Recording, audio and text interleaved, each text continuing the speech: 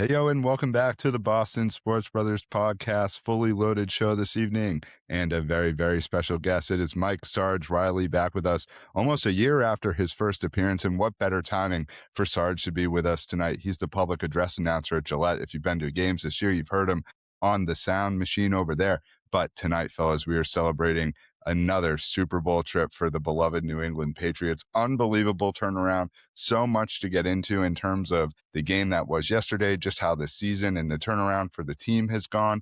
I'm as juiced up as I've been to do an episode of the Boston Sports Brothers podcast, 70-something episodes in, and we're in uncharted territory. We haven't been to a championship game here with any of the teams. I'm stoked. I'm pumped to get into this game. I'm pumped to talk all about it. J-Matt, as usual, set the table on what was a victorious venture out to Denver. We're going to the Super Bowl, guys. It's absolutely insane. Let's go!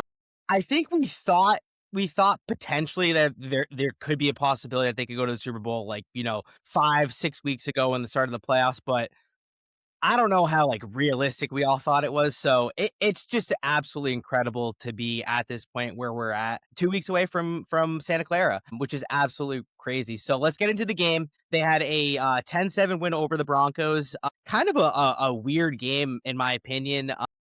A tale of two halves in terms of weather. The first half was great weather-wise, and then the second half, well, actually it wasn't really the second half. It was really more of the late third quarter into the fourth quarter. The weather just completely shifted, and that affected the game 100%. But before that, I think one of the big things that affected the game was, Stidham had a great drive. They were up 7-0, and the Broncos were driving again, and Sean Payton, I think, outcoached himself, and he got way too aggressive on the fourth down call. And you got to take the points in that situation. You have to go up 2 possessions with your quarterback has started 3 career games and go with the momentum of that home crowd and just keep that rolling. So I think that was a really big factor in the game.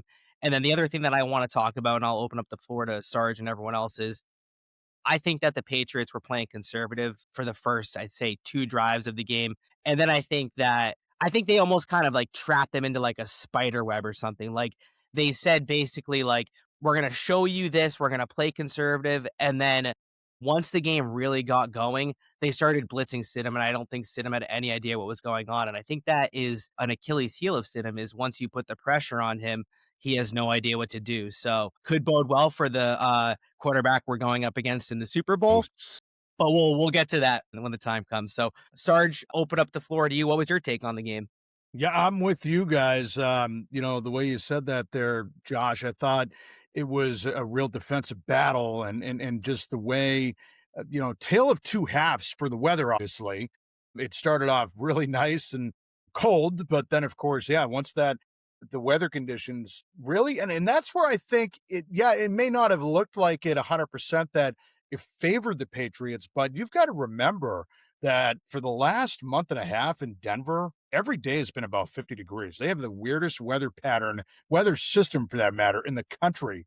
And sure, we were there this weekend, and it was the coldest it's been all year. And today, 50 degrees. So it's I think that kind of worked in the Patriots' favor, because last week they won against Houston in the snow. The Chargers game was a cold game. I know it was a meaningless game against the Dolphins, but that was a cold game too. So they've been used to the cold weather for at least the better half of the last month and a half. It really turned the tide in November. But offense, I'm sure you guys will talk more about the X's and O's and everything, but this is a defensive team, and this is a really good defense the Patriots have. And it's very reminiscent to those early 2000s teams where the defense really sealed the deal and got the job. And also, you know what? That Super Bowl 53 team, the Tom Brady's last Super Bowl with the Patriots, that was a defensive masterpiece put together by Belichick. 13-3 that game, shutting down the Rams there. Very similar to that right there. Drake Maye, I'm going to tell you right now, I'm going to be 100% honest. I was nervous wreck watching Drake Maye come into the game yesterday in the locker room. I'm like, just the look in his face, he looked like a deer in headlights. And I'm like, oh boy, maybe it's a non-experience, but a game like that yesterday, it's only going to be better for Drake Maye here on out, building up that confidence, winning on the road. First time ever, Pats won at Denver in the playoffs, which essentially has been a house of horrors over the years for them. So that was huge. And I think, if anything, it's only going to help them, in the Super Bowl and also in the future, too, because the future for this team is really bright. Yeah, I'm really happy that we finally have a playoff victory in Denver, so I can wipe the Ben Watson laying out Champ Bailey on that interception return as now no longer being my favorite playoff memory in Denver. Now it's going to be Drake Maye running for that first down, seal the game, which was an awesome Good call, play. Sammy. Yep. Sam was on that before the play was called. Wow. Yeah, I know. I just, the way that they were playing the game, I was like, I just smell a run coming. Like, the way that they were doing it was just run. And it's just like, they got to throw in a design run for Drake at some point, and it just happened to be the one that kind of sealed the deal for them to win the game.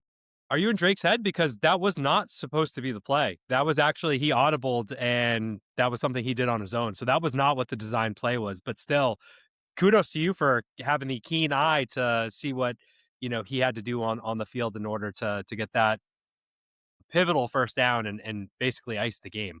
Great call. But just some quick thoughts for me. I know we touched on the defense a little disappointed with how Christian Gonzalez played in that first quarter on that first drive. He got absolutely torched. I will say he did make up for that the rest of the game. He was really great the rest of the way and had that huge pick down the stretch as well that essentially gave the Patriots that last opportunity to drive and set them up to ice the game. But overall, it was not just a tale of two halves because of the weather. I think it was a tale of two halves because of the coaching adjustments that were made at halftime.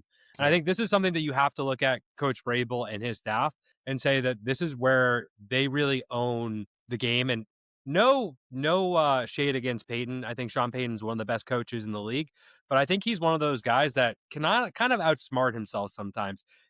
Always constantly thinks he's the smartest guy in the room, and that's not a vibe I get from Vrabel and his staff. So I think that they did the right thing and they did exactly what they needed to do to make those right adjustments. And, you really saw that by letting Drake run a little bit more, really leaning into the run in the second half, knowing that, the conditions were not going to be great, and they protected the ball. And I think going into this game, that was something we were all concerned about is, can Drake hold on to the ball based on the way he played against the previous two teams in the playoffs? And by the way, Peyton, Biggie, to your point, if I may say, about Sean Payton there, what you were talking about, him outsmarting himself. I've said it for years. I think you guys will all agree until Dan Campbell came around. Take the points. Always take the points no matter what, home or away. It's been the Dan Campbell, snowball effect the last 5 years. You've got to, these teams are going to pay the price, and that's what happened with the Broncos. And at home, too. You can't do that. And this is a year where the NFL was just so open. It's a crapshoot for anybody. And you have to take any point you can. Yeah, and for them, think about where that was in the game. It was in the first half. The weather was still good. They were, I think, on like the 16, 17-yard line, 15. Yep. Yeah, a chip shot, especially where that weather was at that point. If they hit that, it's a 10-10 game, and this game maybe goes into overtime, or maybe the Patriots drive for a field goal to win the game. Whatever, regardless, there's more drama at the end of the game if that actually happens.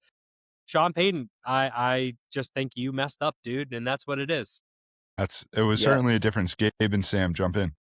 I wanted to shift this conversation a little bit to the special teams here. A guy that probably none of us knew was even playing, Leonard Taylor III, had probably one of the plays of the game there where he tipped a Will Lutz 45-yard attempt to tie the game.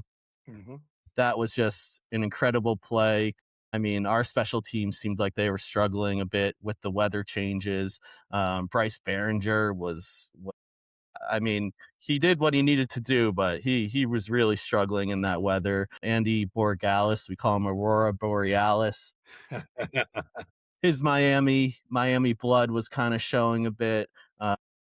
Went 1 for 3 in the field goal game. Obviously, again, weather, huge factor.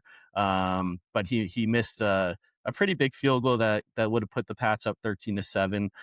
So, I think ultimately the guys are looking forward to getting to Santa Clara and San Francisco area just to to get a change of the weather. And I know, Sarge, you were saying May looked like a deer in the headlights at the beginning of that game, and I think he's just so happy that he's kind of out of the freezing cold weather games now, and he can kind of relax a little bit and hopefully flip the narrative, because the offense has been a really tough watch. And I think there's going to be a lot of talk about that moving forward in these next 2 weeks. There's going to be a lot of Drake Maye hate, saying that he's not good, and it's really the defense that's kind of pushing this team through. And I'm excited for that. I think that will put a chip on his shoulder, and hopefully they'll show out against another tough defense in the Seahawks.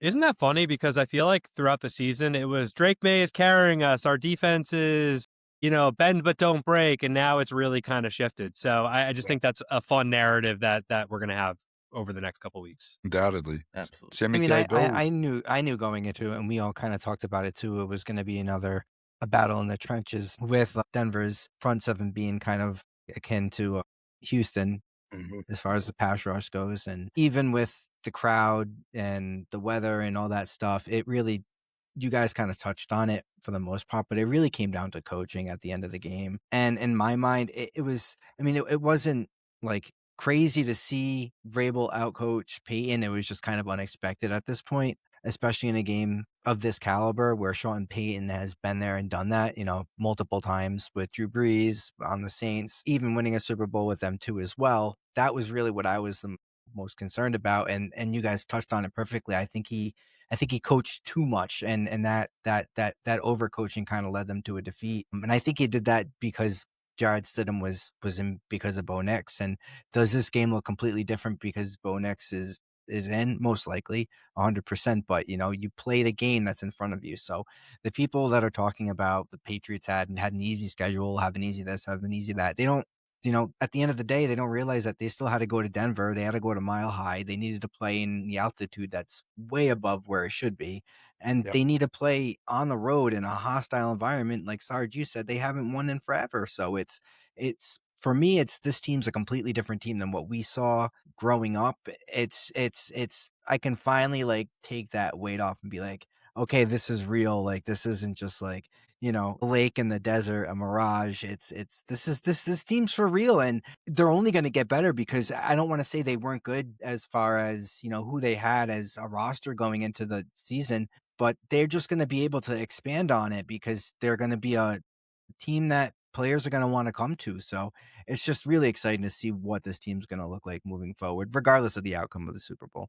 Yeah, undoubtedly. The team has evolved throughout the course of the season. As Eric mentioned, the offense was carrying us. Now it's the defense, and that's the true mark of a team. I want to go back to the weather, because the weather really became the third team yesterday in terms of the game, and neither team was able to move the ball at any sort of way whatsoever. The running game for the Pats was a little bit better, and they were able to chew up clock at times. But I think Vrabel realized that and sort of said, we're just going to, like, that Drake Maye third down, he just threw it away. It's like, let's just get off the field, flip the field here, and see what we can do from a defensive standpoint. Christian Gonzalez, great time to get your first interception of the year, reminiscent of Gilmore in the Super Bowl and getting that and coming down with the INT. And then the other thing about the weather, and I've seen a lot of narrative about this, is that so many people were like, this isn't real football. Like, this isn't, how it should be played. And the game was ugly, and the weather determined the entire outcome of the game.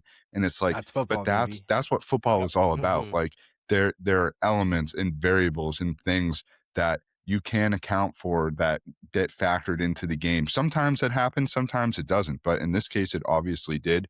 And that's what comes down to football in terms of like who can make the adjustments and who can factor that into what's going on beyond just what's supposed to be the normal sort of game plan. We saw Belichick do that time after time after time. You see a guy like Mike Vrabel who witnessed that, was a part of that, be able to carry that over. Mike Vrabel, first coach of a team that he played for that has an opportunity to win a Super Bowl as a player and a coach. So pretty cool thing for him there. J-Matt, want to hand it back to you in terms of any other things you want to hit on. Yeah, so I want to talk about like the one. I actually want to talk about two things. The first thing I want to talk about is the special teams, like Gabe. I just want to kind of elaborate on what you said and where Bryce Behringer had that terrible punt. I think he punted it like 20 yards. Yep. They had the ball, I think, on our 30-yard line. I think it was something like that. That's where they started with the ball, and they couldn't move the ball at all to even have a field goal attempt that was formidable. So that's on them. That's on Denver and their coaching to not be able to even move the ball a little bit. I know the weather played a factor, but um, the the other thing I want to talk about the weather is there's kind of some similarities to that game and the Snowball game back in 2001. I mean, the game this was a 10-7 game. That was a 13-10 game. Like, these games aren't going to be pretty. They're not going to be high scoring games, especially when the weather becomes a factor. And I think that's going to bode well because we also talked about the national narrative about how this team is getting no pride, no respect. The 2001 team had no pride, no respect, nothing going into that game against the Rams, the show on turf. So I think it really bodes well for the Patriots. And it's very similar, eerily similar to 2001 a little bit when you think about it from that perspective. You know, the thing that's interesting about that is you're talking about two teams that are very defensive heavy, and they're being led by a second-year quarterback. Interesting. Interesting. Sarge, you were in Denver to get the party started. Saw you up there with David Andrews and Adam Vinatieri getting the crowd all riled up the night before. Give us sort of a boots on the ground report, what it was like pregame, the Pats fans, and you've been around the team all year, obviously, and you've done a lot of things throughout the course of the season. So just what your experience has been like seeing this team from the start back in, July all the way to where we're at now.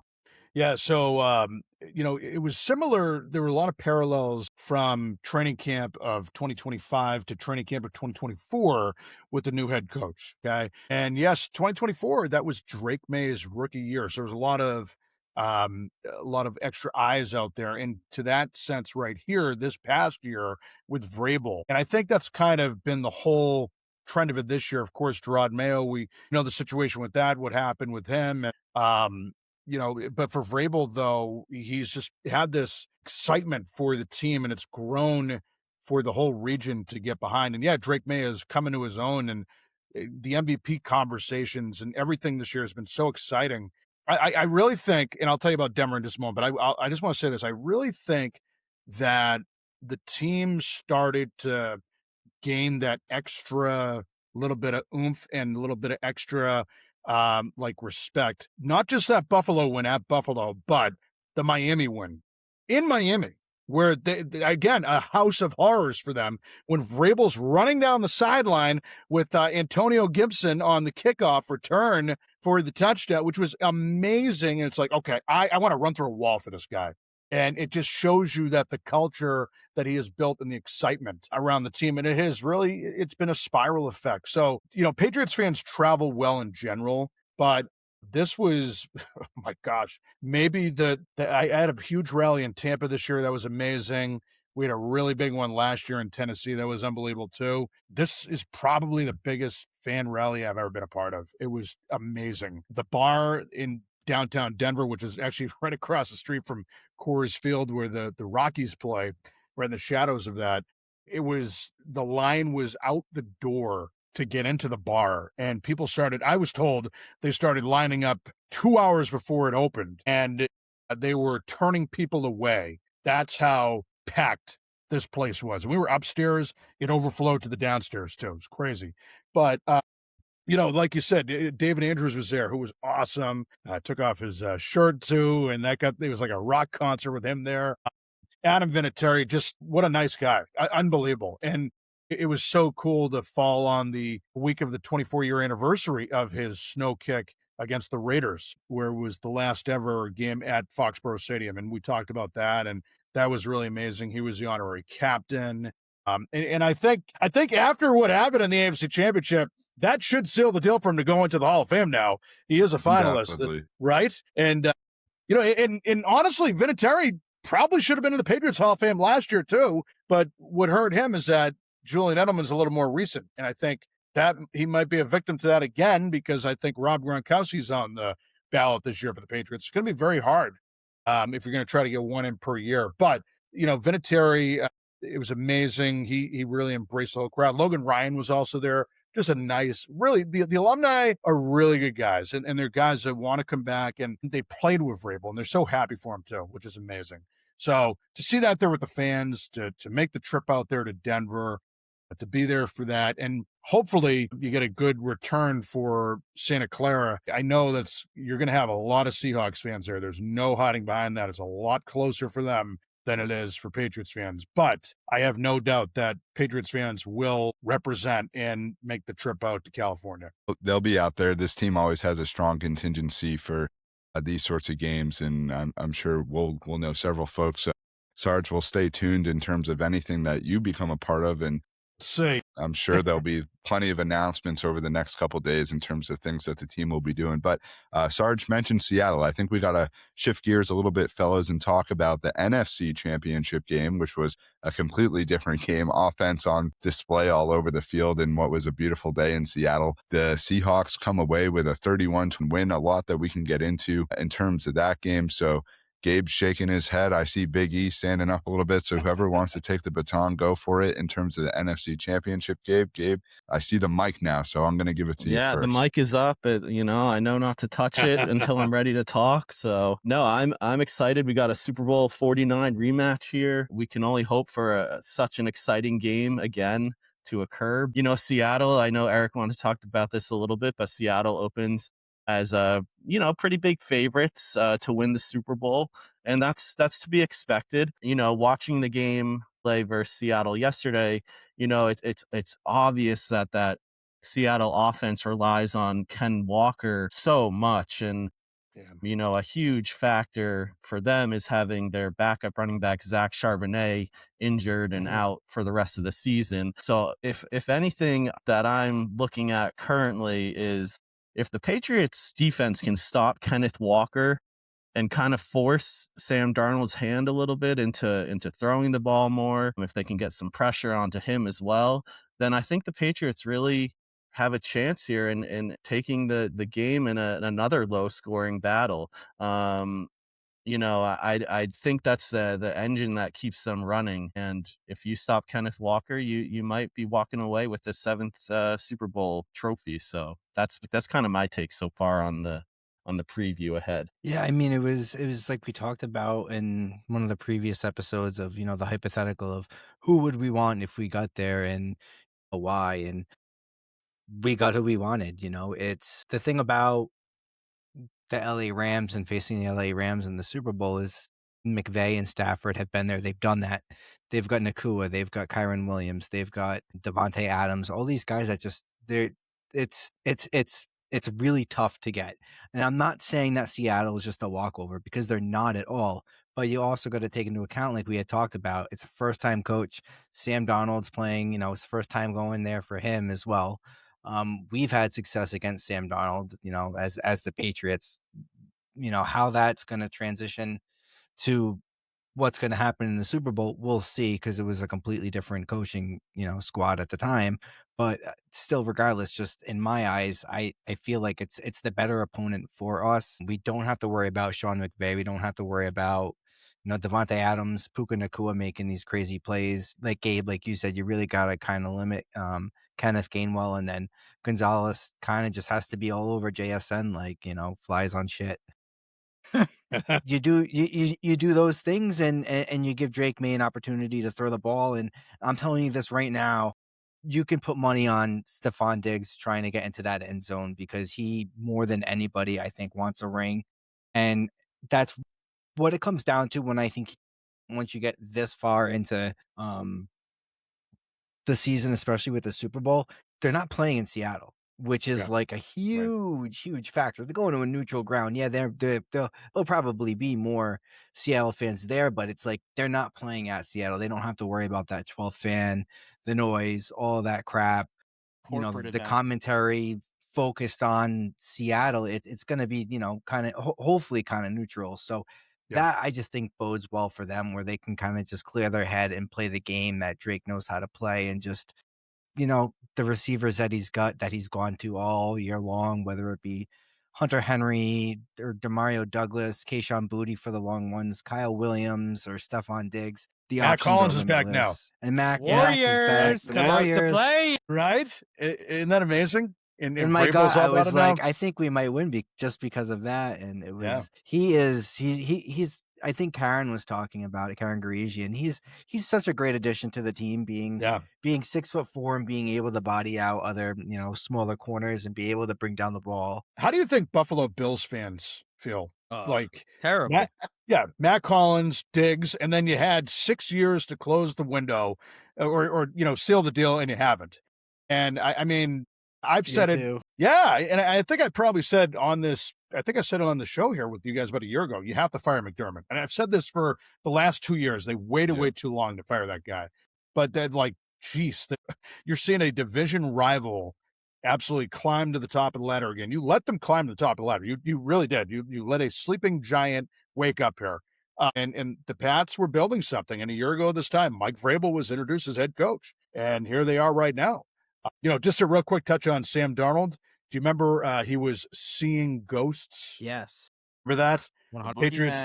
Yeah. He is 0-4 all time against the Patriots, Sam Darnold. But there a lot has changed in that time. In fact, the last time he lost to the Pats was 2021 when he was with the Panthers. But again, that was the Mac Jones era. So again, there's so much that it's going to be a totally different vibe and a totally different ball game. He has come on to his own there. And I will say this, yes, did I prefer the Seahawks over the Rams? Absolutely. But, like I touched on before, the whole year of the NFL, nobody saw this. It was total upside down. Yeah. From where we were last year. 100%. Right? Sarge, I think that you made a good point there that, like Darnold saw ghosts and whatnot. And I wouldn't be surprised if the Patriots have a very similar game plan to what they had against Denver. Kind of play conservative. And we all have to remind ourselves that it's a 60-minute game. If they let up the first touchdown, it's a long game, especially in the Super Bowl. That halftime is like 45 minutes. Eric, I thought you were going to throw yourself in front of the blue line on Sunday. I thought we were going to have to call. I thought we were going to have to call in. Seriously, I was really concerned. So let's just all remind ourselves that, like, this team also, their thing this year was giving up the first touchdown. So, like, let's not get too hyped up. And if it gets out of hand, then we can all start to get a little hand crazy, up. Was I pessimistic yesterday? Yes, I was. You were. But yeah. You took but pessimistic plotty and took it to another level, my friend. I mean, it's time to go take for the game, not during the first quarter, and everything will be better. At a certain point, like, it can't all just be rainbows and sunshines. We have to like pay attention to what's actually going on the field. And yesterday in the first half, it was not pretty. And listen, I'm glad they made the adjustments. I'm glad they did what they had to do, and I was hopeful they were going to do it. But if I want to go back and look at that first half, there really wasn't a lot to be happy with. And like, that's the truth. And like, if anyone thinks like, hey, sunshine was coming out of your ass, you thought it was great, like, I'm sorry, like, you're just not living in reality. And I do agree, Josh, like, yeah, it is a long game, and that halftime is going to be a long period of time. There's been a lot of things that have happened after halftime in the Super Bowl. Yes. You got Bad Bunny. Lights going Bad Bunny off. this year. And Bad Bunny's apparently wearing a dress. It's going to be interesting. 28-3. But I think one thing that I want to talk about, because I think it's going to get buried, and maybe it will get talked about before we get closer to the game. A lot of folks are going to focus on the offense and the defense. I actually want to focus on the special teams because I think these are two of the better special teams units and better coached units in the league. And you have two guys, one on each side, in Marcus Jones and Rashid Shaheed, that can take the ball to the house when they get that on a kick return or a punt return. So I think, could this be a game that we do see a special teams touchdown that could be the difference in the game? I think it might be. So I'm keeping a keen eye on the special teams, and that's also the kicking game as well. We know how important the kicking game has been over the last couple weeks. I'm not going to look at Borregales and say that he did anything wrong yesterday. I think those conditions were ridiculous, and it also just makes you really kind of look back at Vinatieri and really appreciate what he was able to do. Like that 46-yard field goal that he nailed in the Snow Bowl game, that's like a 60-some-odd yarder in normal conditions. So I'm not taking anything away from Borregales. I think he actually played really well, everything given, but I really am looking to special teams to be the difference here in the Super Bowl. Just to touch on Big E's point right there with the special teams, I think personally, without Drake Maye is your MVP, but besides him, Marcus Jones, he is your team MVP, right up there with Drake Maye this year. He's got your X back. factor. Absolutely. Yep. He can, he's great on the pass coverage. He's great on the kick returns. He has been a game changer all year long, and good for him. He got his contract. They got that all. He's locked up for a couple of years. He's going to be here for a while. Marcus Jones. I'm very happy for him. And the special teams of Patriots, yes, it's going to be huge what they can do with the Seahawks right there. I'll just say this real quick back on that Denver thing where you guys are talking about that at the first half there. Yeah, we were supposed to go for the game. We were supposed to stay, but with the bad weather, they sent us home, and thank God they did, because we probably wouldn't have been home till now. I wouldn't be here with you guys. So we got the first flight out of Denver, and then probably the last flight into Boston on Sunday morning or Sunday afternoon. So I'm driving my boss home from Logan, and we're listening the first quarter. Jared Stidham with that big 40-yard pass. We're like, no, this is going to be Nick Foles part 2. Nick Foles part 2. Like, I thought Eric was literally making his way to the blue line at that point. It's right next to my house. I was literally thinking about jumping off the bridge. It was there. I kid. But we all kid. Yeah, no, it's just the feeling, though. It's like, oh no. But the special teams in a situation where they came together, total, a second half team. That's what the Patriots are going to need in that game against Seattle. They're going to need every single change they have to make if they're down, and obviously put them away while you can. You have to. This is a tough Seahawks team. We know that. It's the reason why they were the number 1 seed in the NFC. It's going to be. I expect it to be a heavyweight fight like we had 11 years ago. Well, I mean, every Patriots playoff game just takes years off your life. It's My truly God, yes. it's truly a Yep. time-honored tradition of a Patriots fan is these games just take your heart rate to another level. Yesterday was no different. Going back to the first half, the tide changed in that game when Stidham had the backwards pass, fumble, whatever that was. Yeah, that was weird. That ended up.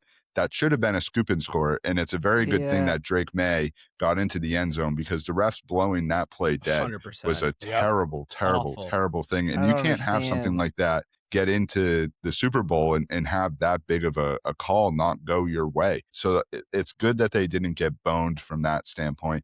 And then the second half was just, you were coaching as much against the weather as you were against the other team. Right. And Stidham, back to Stidham, he walked in there with that stupid cowboy hat on yesterday thinking his shit didn't stink, and you knew at some point he was going to give you one, and he gave us 2. Defense wins championships, fellas. This team has given up 26 points in 3 playoff games. That's unbelievable. And if they can, keep that rolling and really hold Seattle, and it's Sam Darnold, guys. Like that, I can't get past that. I can't get past the fact that they played this guy on the Jets. It's the seeing ghost guy, and that they're not going to be able to dial something up where it's the same thing. Darnold's going to give us one. It's going to be a tough battle, but there is a way for the Patriots to be able to win this game. Drake Maye is the biggest concern. He has to settle in early. He has to get his rhythm and his feel going. The tentative nature in which he did play in the first half has got to be eradicated if they're going to have a chance. They have to strike, but it's going to be a chess match. If there's one thing we've learned with as many games as we've been through at this point as fans, is it's the first quarter is like figuring it out. You're moving your pawns on the board, and then you start to make some other moves, and you might have something big happen before halftime. You might not, but it's just this ongoing battle throughout the course of it. So it's going to be a doozy. Go ahead, Eric. It's funny because I think they're actually not going to come out and be conservative. I think they're going to punch Seattle right in the mouth, and I think they're going to go. I think they're going to go right over the top to begin the game in the Super Bowl. Because think about it: when was the last time the Patriots played in good weather? It's been like a while now, almost 6 weeks, 7, 8. This offense has clearly suffered a little bit with playing in the cold weather and in the conditions. They're not going to have any of that going forward when they're in Santa Clara. We don't know about that. You could get a 45 degree, Pacific Coast wind, baby. It's not a dome. That's the only thing. Okay, yeah, sure. That is all possible. All intents and purposes, there's a greater percentage the weather is much better than what it has been that they've played in. So I just don't want to subscribe to the fact that like they're going to be conservative, because I think this is actually the right time for them to be aggressive and to go and punch them in the mouth. I like that, Big E. I like that. Get ahead and stick it right down their throat early. If you can do that, if you have the balls to do that, all the power to you. And you know what? I mean, why not? You have a great offensive coordinator, Josh McDaniels. People, you could say what you want about him. I don't care. I think he's the greatest offensive coordinator of all time. Okay. I agree. Am I being a homer? Yes, but I don't care. Right. Yeah. Thank you, Sammy. So yeah, I just think he has been, and there's a reason why he's back here. He's been to Super Bowls with the Patriots, all of them. Let me see here. 5, 4. Wait a minute. Was he in the first one? I think he was an assistant. He's been to all of them, because I saw something today that he would, if he wins, he'll have the most rings in a Patriots as a Patriots coach. Or That's wild. I knew he was an assistant under Weiss. Wow. Okay, yeah, I knew he was Charlie Weiss's one of his right hand guys there. That is crazy, unbelievable. So there is a reason why he's back there. And sure, like do what they did yesterday. Have that flea flicker. Go right ahead. First play of the game, flea flicker. Yeah, go ahead. It worked. I just want them to move the chains, just small passes, move the chains, and then that really opens up the deep ball for May. Yeah, we're off the game. Whether it's Booty or Williams, that's kind of where I'm at. Yep. I mean, they did try yesterday. I just wish they didn't try on Patrick Surtain on like the first drive. But beggars can't be choosers. Yeah, and the Seattle defense isn't going to get, any easier. That's a good defense too. So one thing I want to just point out to this team and give them props is, we talked about them being road warriors. They're the first team in NFL history to go 9-0 on the road. We have not said that yet this episode, so I just wanted to call that out. Pretty historic for that team in this franchise. Do we know who the home team is for the Super Bowl? Technically, Patriots. Technically, it's Seattle. I thought it was the Patriots. We're wearing our whites. I know that. I know we're wearing our whites, all whites. Hold on. Did they say that, or did Mike Reese say that? Mike Reese, but I trust. There we go. I do too. I'm just going with the reporting thing. That's all. Yeah. Okay. I thought the Patriots were the home team. His blood sugar could have been low. Yeah. I mean, Mike was snacking and had the snack tweet at 11 a.m. local time here, and I'm like, this is 4 hours before kickoff. This is he was hyped. He was ready to go. Talk about a road warrior too, Reese. He's the best. Yeah. He was with us at that rally on Saturday too, and. Mike he can make fun of himself like all of us for the most part. And, Mike gets up there on stage, and I'm 6'1". David Andrews is right there, and Adam Vinatieri, and Mike Reese gets on a chair to power up everybody. So he was probably about 8 feet at that point. So I said, Mike, this is the tallest you've ever been in your life. And he goes, I've never been able to look out at the crowd like this. So it's pretty cool. Bird's eye view for him. But yeah, great Reese stuff. loves. Yeah, he was pumped. He's on that stuff, so all white. That'd be crazy. It'd be really cool if they did the throwbacks, both of them. Oh my God, please! Right?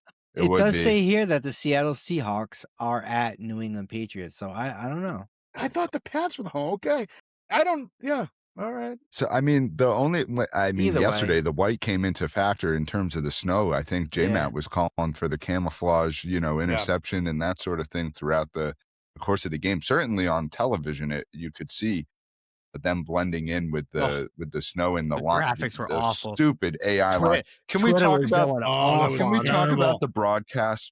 I want to talk about two things. First, Sarge's big boss up at Gillette, Mr. Robert Kraft, and the credit that he deserves for making the call to bring Vrabel in and let go of Mayo. And in a recent interview, he said that they ate a considerable amount of money in doing that.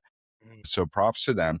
And this is Robert Kraft's 12th Super Bowl as an owner of the Patriots since 1994. The fact that guy isn't in the Hall of Fame is so ridiculous on so many different levels. He saved football. He saved football.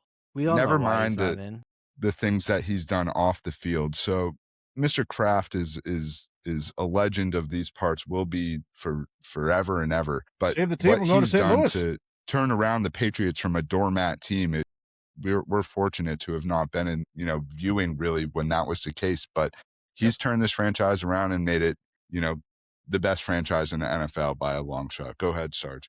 Yeah, Josh, it's your point too, just to piggyback, and I'm not just saying this because, he signs a check for me too, but you got to remember that the Crafts, they're fans first. They are fans. They want the best. They're business guys. I get it. They want to, they have concerts and pay the bills and, all the other workers and everything. Deep down, they have been there thick and thin. And I know we mentioned this yesterday on the AFC Championship stage there with, being in the metal benches with everybody. And sure, and that's true. They have been. So they always want to be as competitive as possible. And, I'm not here to rip other Boston sports teams, but it's just total end of the opposite with what we're seeing with like the Red Sox right now. Sox. We can rip them, Sarge. I'm the biggest Sox fan, and it fucking kills. It pains me that John Henry has all this money and just refuses to just over contract disputes and just petty bullshit. Sam, he's trying to spend money on the ice cream machine. Just make sure he's spending money on the ice cream machine. Use that ice cream. Story for another day. They're in the back seat right now. They are. When you think about the oven, they are undoubtedly on the fourth back burner right now for sure. Let's wrap up our football talk, and we'll do. One more thing too. Go ahead, Sarge. By the way, this must kill Jerry Jones because Kraft's been to 11 Super Bowls since the Cowboys last won in 1996. Sorry. I read that every team, I think, in the NFC has been to the Super Bowl or been to the NFC Championship game since like 2011, except the Dallas Cowboys or something like that. Oh, wow. Yeah, something crazy like that. Crazy. Yeah. My gosh. Dem boys. Don't bet on Denver in late November and December because they're gonna it's unbelievable what Kraft has done. The broadcast yesterday was brutal to wrap things up. Nance is fine, but Tony Romo is fucking terrible. They got to replace him. They really should go get Greg Olson from Fox, put him on the A team over at CBS with Jim Nance. I like Olson. And I don't like Greg Olson and his takes. He's one of these guys that thinks it should be played in a dome along with like Kurt Warner and the analytics and this and that. And it's like, I don't care for that. But when he calls the game, he's fantastic at doing that. Yeah. So Romo's just brutal. How many times you say, "Oh, the weather, Jim, the weather's a big factor here, Jim." That was getting to me. That was getting to me, Paul. Jim, it's getting there. It's bad, I'm Jim. like, it's snowing. We can all see it. Like it's like he's coming down. I think that was the only time this year we've had them on a call too, because going in this year we really didn't have many primetime games, and they always get the cream of the crop. So I think for our ears it was also hard to hear them just because we're not used to it. Yeah, they had them in the Tampa game. They did that game there. I know that. The Pats Tampa one. That was it. Yeah. But to your point though, with Romo, Josh, I know you're ripping on him. I'll say this about Tony, which is fine. I'm not a Tony Romo fan either on the microphone. I know this, that I think it was last year or the year before that CBS made him do a broadcast school in the summer to kind of revamp, to get back. Something wasn't clicking there. A few things with Romo where I think the rose fell off the balloon with him, because it started really hot because you're replacing Phil Simms, who was like asleep at the wheel. We knew that. Yeah. And when he's like Phil was at this point. Exactly. Yeah. When Romo came in, though, he was exciting. He had that oomph of energy. It was a total difference. That would change the game. Right, yeah, but also and Simms was tired. So any new voice you had there, really anyone could have been better for that matter. But Romo, yes, he knew the game and so forth. But here's my problem with it. Not just Romo, but also some of these other analysts, where they don't want to they don't want to make the call on the controversial call. Even these, the Pereira, Mike Pereira's and Gene Steratore, and, they're like friends with the refs. They're like, oh, I don't know, that maybe, like, what are you getting paid for? Is it a catch or not? Tell me, that's, and it's fallen on this with the analysts. I think they're getting nervous that they're going to get backlash. So, give me the call. Is it a catch? Is it not? Should that have been a penalty? Go ahead, rip the ref. I don't care. I want to hear it, though. Yeah, it sucks that they don't give their take. Go ahead, Gabe. I was just going to say, there are a few solutions to Tony Romo, and one is called the mute button. Yeah. You can throw on 98.5, get the Zolak and Sochi, the call there, or you can maybe put on some Grateful Dead and just enjoy the game in silence with a little music going. Sometimes that's one way to just drone out that Tony Romo misery. Fans, listen to Gabe. Gabe is a man with a plan, and he's got solutions for you. Gabe, I was about to. That is a Grateful Dead hat, right? Yes, that is. Yes, this is. Yeah, they are from San Francisco. Yeah, that is right. We're big. Good vibes. Good vibes. Right? We're big. They're going to do it for Bob Weir. Out yeah. there. Did you? We traveled out there for their Dead and Company did their final tour, and we went out to San Francisco for the 3-show set. So rest in peace, Bob Weir. Yeah, rest in peace, yeah. Bob Weir. I actually Absolutely. saw them WrestleMania weekend last year at the Sphere. Well, the Dead and Company. Yeah. 2 of us were at the Sphere Yeah. last year as You well. guys which went? is- Okay. Yeah, it was phenomenal. Awesome. One of the So- coolest experiences. Yeah, it was unbelievable. Yeah. Now I'm not a Dead and Company fan, but I respect their music, but just being there was amazing. And Good vibes. my gosh. And yeah, like I was with Andy Wong and Jay Stu. We were watching it. And I think there were more Dead and Company t-shirts than wrestling shirts that weekend. It was crazy. They took over Vegas. It's unbelievable. Sarge, Deadheads. hopefully they come back around. They do that again, and if they do, we'll link up and we'll hopefully all be there together. Heck yeah. Back out at Vegas, April 18th and 19th for WrestleMania 43. There Hell you yeah. go. Well, I mean, could you imagine 42, a 42, excuse me. WrestleMania in Dead and Company with Sarge and Andy Wong? Stu, fellas, that'd be That's something. top on the bucket list up here, so we got to make that happen. I don't know if I come back. Undoubtedly. Yeah, Gabe. Say a prayer, boys. Say a prayer. Gabe's gonna be living in a flamingo hotel room for the next year. Can I just share one last thought about the game? And I think this is going completely under the radar too. Really want to shout out Rhamondre Stevenson. Yeah. I thought he had a Holding phenomenal on to the game, and ball. he Yeah. not even the holding on the ball, just like he had such great command on the game, averaged 6.5 yards per carry. Like this offense doesn't do what we needed to do without Rhamondre Stevenson being that workhorse in that game yesterday. So I just want to give him his flowers. I'm someone who's been all over him all year. Mhm. So I think it's only fair that if I've been all over him for his past issues, that he deserves to get the flowers for having a wonderful game and sneakily probably our best player in the game yesterday as well on the offensive side. And just real quick too on that, if you don't mind, like there is a lot of comparisons right now, Big E, where you're talking about Rhamondre Stevenson and a lot of parallels from that Super Bowl 53 run where they really amped up the run game late in the year with Sony Michel and Rex Burkhead, and that tide has kind of turned back in Stevenson's favor. Didn't see too much of Travion Henderson yesterday, but it's been like a two-headed monster. And Stevenson really a lot of issues fumbling the ball earlier in the year. I know his father had just passed away, so a lot of emotion on that right there. But after that Pittsburgh game, he even did say it that nobody believed in him and he was getting ripped. But Vrabel, you got to give it to Vrabel. He gave him a shot. He still believed in him, and he didn't. He took him out of the game, but didn't bench him. He gave him right back in there. So you got to give him that. With the belief on that, and to be the horse he is right there at running back. So there are some parallels with that last championship Patriots team. As Sarge brought up the Pittsburgh game, not me. So I just want to make sure that's known. Documented and accounted You have a hard for. time with that one? He was there, and I was there just like you were, Sarge, and I think I've never felt this Worse than the dejected leaving first the stadium. quarter. Worse than the first Denver game. Way worse, because they should have won that game. Oh, you know that the last couple of years at home have been bad up until this year. Yeah. And to start 0-2 at home is like, come on, again, and it's just like, and then thank God that Panthers game, everything started to get rolling. Won 10 in a row.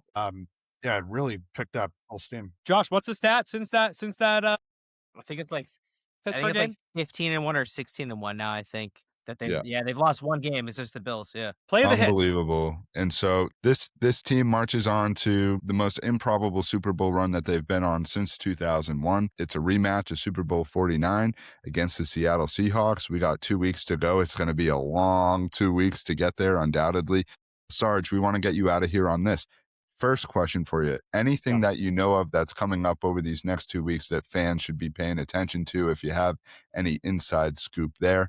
And if not, where can they follow you and where can they get information over the next couple of weeks in terms of what might be going on? And really want to thank you for your time and spending almost an hour with us tonight, recapping the game and previewing the Super Bowl. Well, there's no other place I'd rather be in a Monday night than with you guys right here going into the Super Bowl. This is awesome. So thank you guys. And Love it. oh, yeah. And you just put me on a silver platter. You just let me promote the hell out of my stuff. So at Sarge VOX, there you go. Follow that. In terms of Patriot stuff coming up for fans, I'm sure some things will be announced in the next few days especially for events happening in San Francisco, Santa Clara, if anything is going to happen, and maybe something here as well before they go. We'll see. I don't want to speak for that, but, just take a look at the Patriots social channels. There's a lot of moving parts right there for everything, but the Patriots are always just amazing to the fans, and be a part of that experience, to be a little part of that is just awesome. And like growing up, like you guys have here in New England, a fan first. And, I grew up with Drew Bledsoe and Curtis Martin and Teddy Bruschi, all those guys, Lawyer Malloy, the royal blue jerseys. And it's like, Love amazing. those bad boys. Yeah, it's just awesome. It's Those got to come back. I know those are not, but hey, those Northeast ones, sure. Now, wait a minute. If they can choose a jersey, I would go on that Northeast one. That would be amazing if they do, for the Super Bowl. But it's been a really amazing year, and I think if you had asked me, just like anybody else, how they would have panned out this year, I thought they'd be better than last year. I didn't have the Super Bowl on my bingo card. I'll tell you that right now. Sarge, if they win, this is your Super Bowl. You're a big part of the team, so this would be a special one for sure for you. I mean, it'd be pretty cool. It'd be pretty fun. I mean, I've been fortunate enough to cover them, Brady, the media side, now to be a part of the team the last 7 years here now, which is amazing.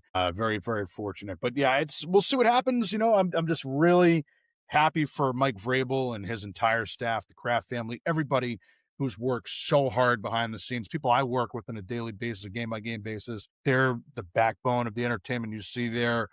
Just unbelievable people. And they feel like they're a second family to me almost. I see them more than my wife, for crying out loud. So it's been it actually just, I know you guys were talking about this too, at the beginning, that like, your heart rate, you lose 10 years off your life every Patriots game. The last couple of years, we haven't had this. We have not had this time of the year.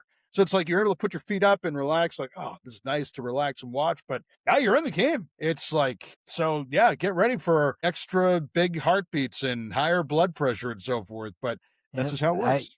I always say the New England Journal of Medicine is going to do a study in like 15 years from now on men the age from 20 to like 65 or 85 and cardiovascular risk, and life us up expectancy. here are going to have such a higher incidence rate. The Patriots and Boston Heart will be partnering at some point, I'm sure. Yeah, right. Oh my God. Fun year though. Fun year, guys. So fun. I'll say this. Love it. No matter what happens, I mean, sure as hell, everybody here wants Pats to win.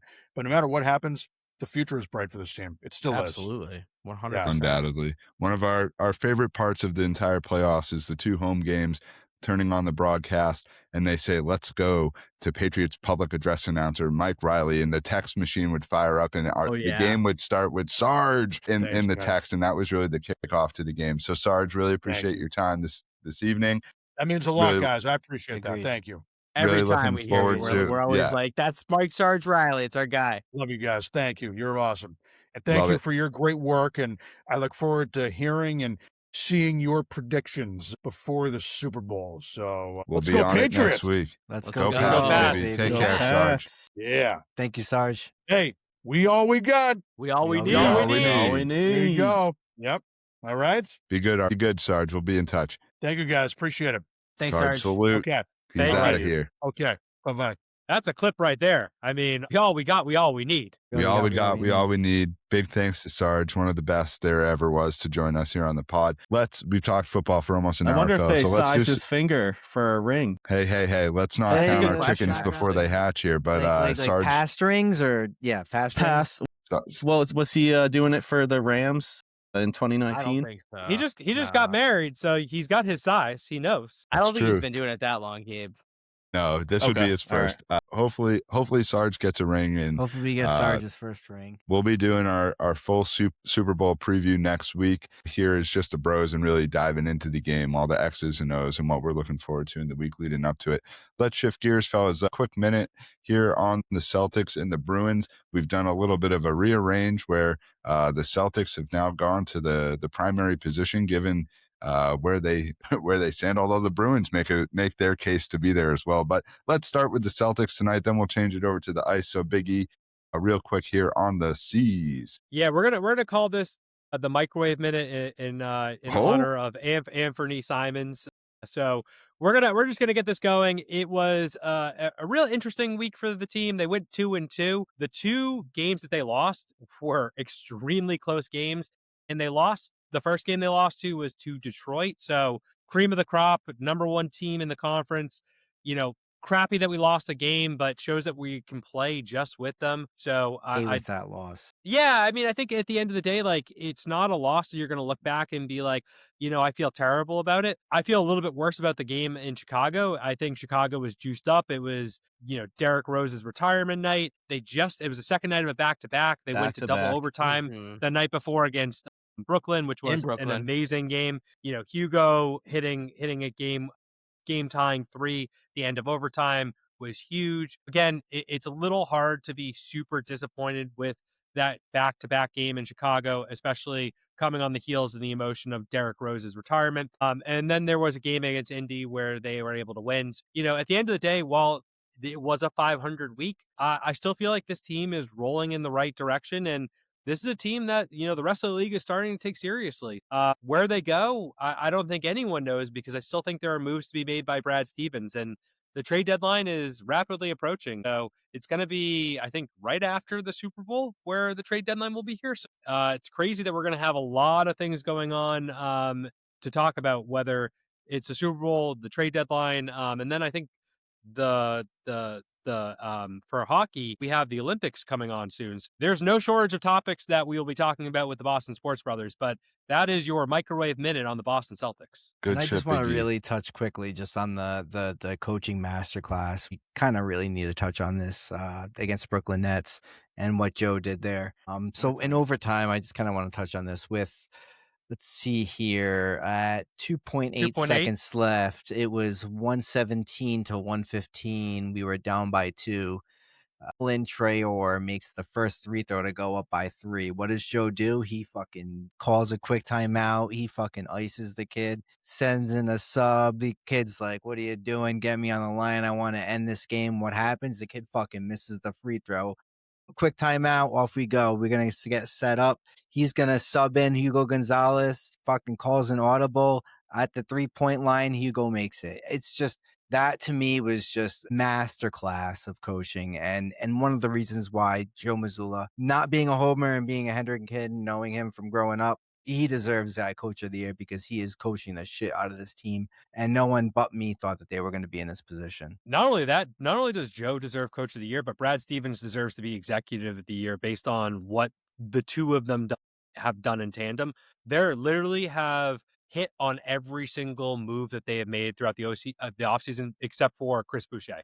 Everything else has worked. Yeah. It's been great. It's been great. We're gonna change the court over to the ice now. As we do that, the one thing I want to mention is the Celtics will have a great appetizer on Super Bowl Sunday, a 12:30 game against the Knicks. So we'll be locked and loaded early that day, fully on the Boston sports scene. Gabe, take it away on the Bees. Hey, yo, yeah, the Bruins continue to roll on.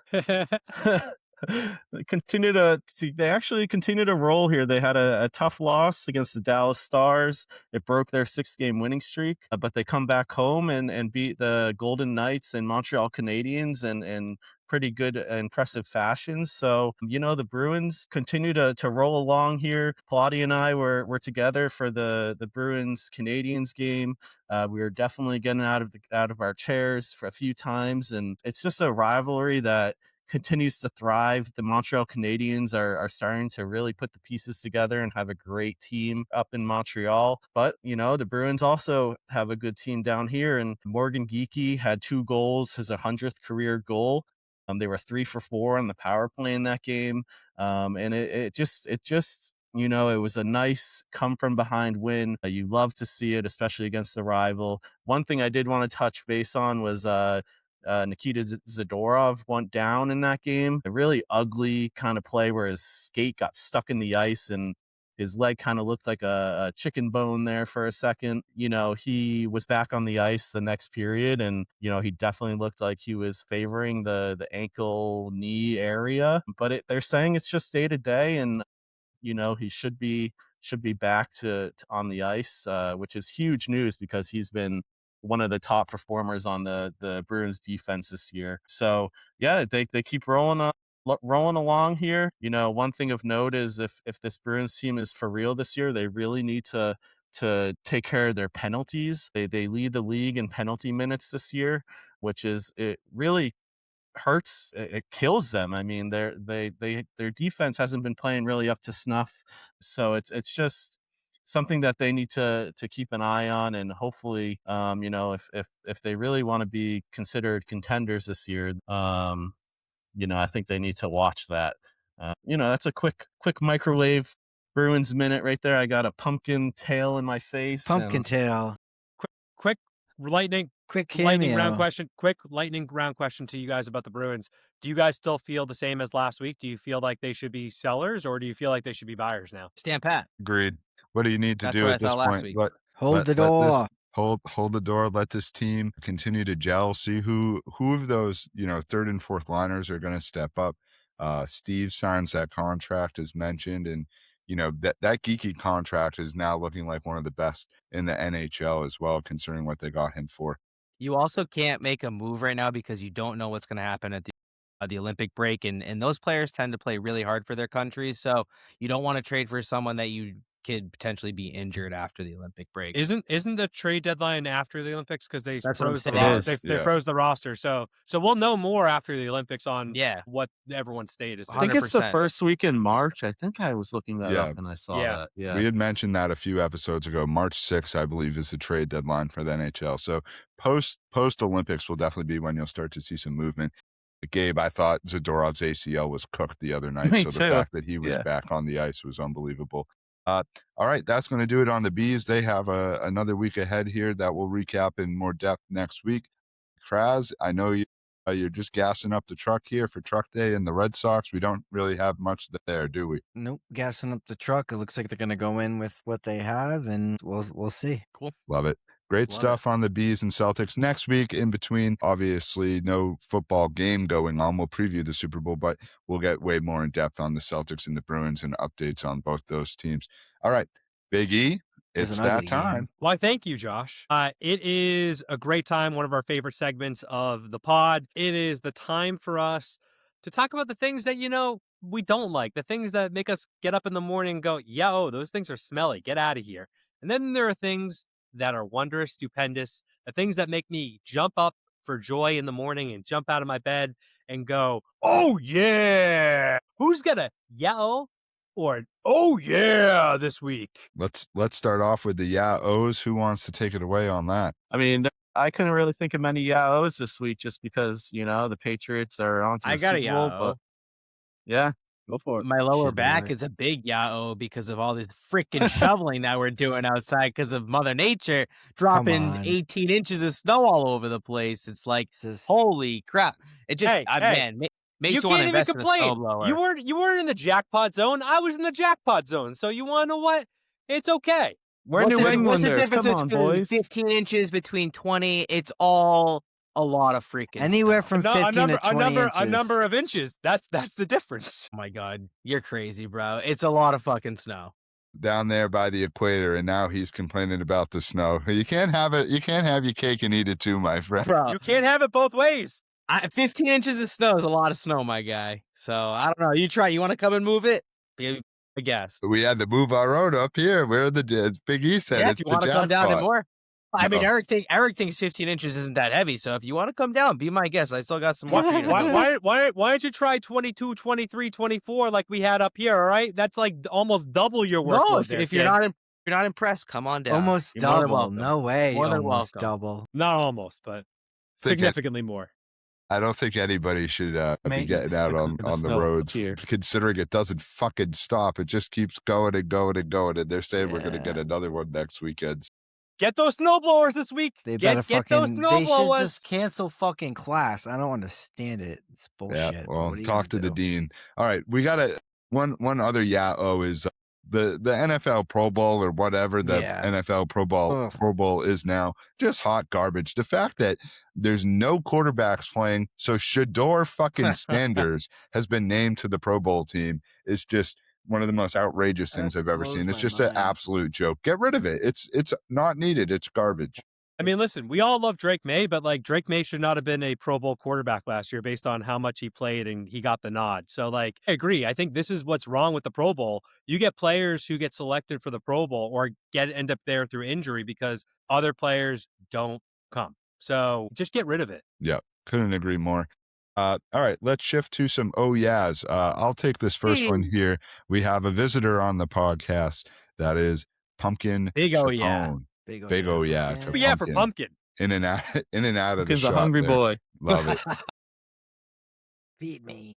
I'm going to give an oh yeah to the UFC for two reasons. One, they have now shifted over to Paramount Plus. So if you have Paramount, you fire that up and the Love UFC is on Love there. it. And or that $90 fucking, or like on my laptop, like on someone else's Twitch, trying to friggin' watch it illegally, streaming it. So now I can actually watch it and enjoy it on 4K. I love it. Yeah, Let's unbelievable. And the fight that was between Patty the Justin Baddie Gaethje. and Justin Gaethje was just unbelievable. Went the distance. He's not a squaw. Yeah, it was.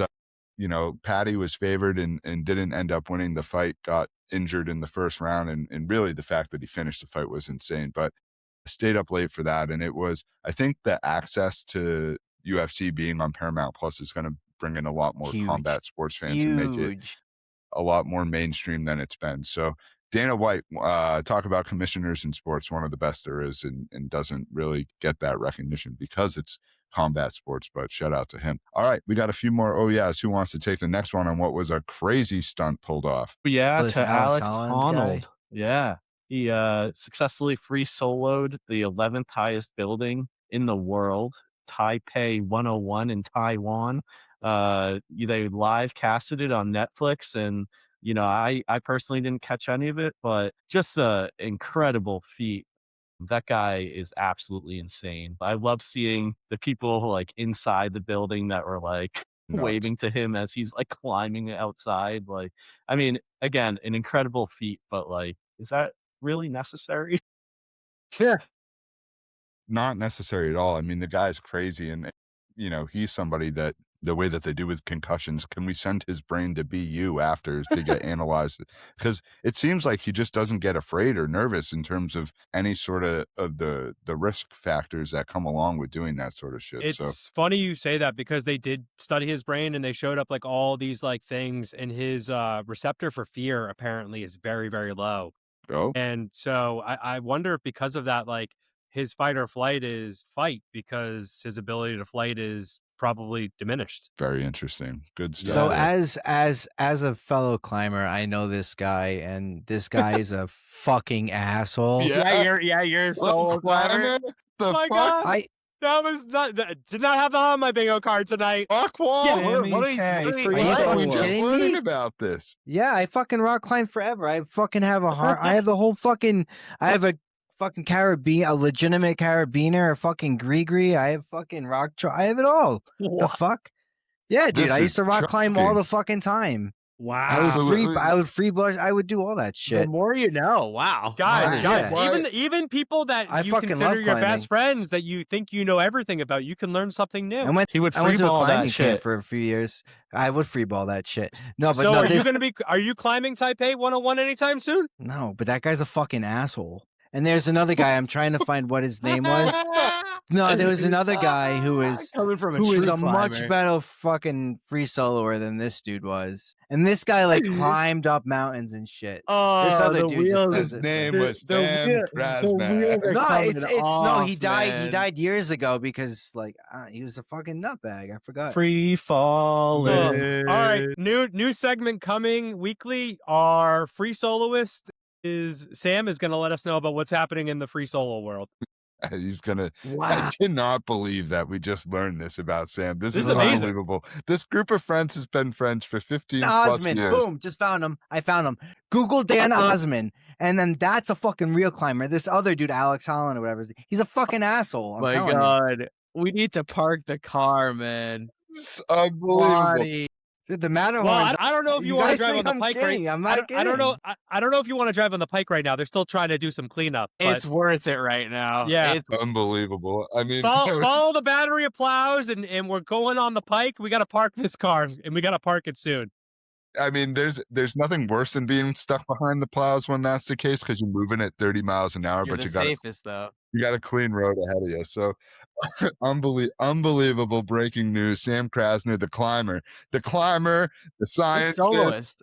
C3PO, my the Max, my brother was been- actually really good, dude. I'm fucking being dead serious. He was climbing don't some doubt like you. I believe that. I do I- believe that. he was climbing legitimate professional routes and shit. So I he mean, was, I- they were legit, man. Sammy K is a Some modern day 5'11", Renaissance some man. 5'10", some Modern day 5'9". Renaissance man.